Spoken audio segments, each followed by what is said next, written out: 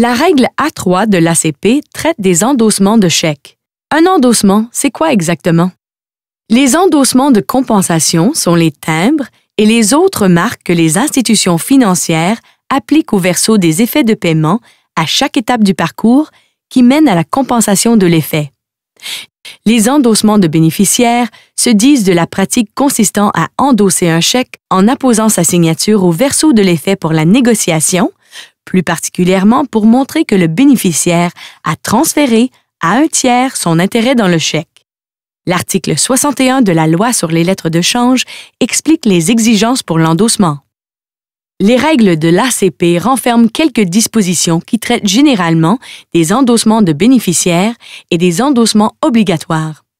En particulier, la règle A3 de l'ACP porte que l'endossement du bénéficiaire n'est pas nécessaire lorsqu'un chèque est déposé au compte du bénéficiaire par le bénéficiaire nommé. Par exemple, mettons qu'un chèque est payable à un couple qui partage un compte bancaire, Robert et Louise. Si Robert et Louise décident de déposer ce chèque dans leur compte conjoint, l'endossement d'aucun d'entre eux n'est obligatoire, puisqu'ils sont les bénéficiaires nommés sur le chèque et sont les détenteurs conjoints du compte. Cependant, si Robert et Louise n'étaient que des amis et ne partageaient pas de compte bancaire, le scénario serait différent.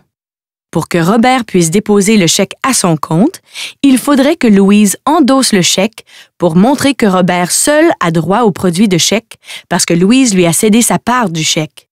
Sauf pour les dispositions relatives à l'endossement, les règles de l'ACP ne parlent pas de procédure ni d'exigence pour l'endossement des chèques lorsqu'ils sont présentés au paiement, puisque chaque institution financière peut établir ses propres contrôles et exigences pour cela.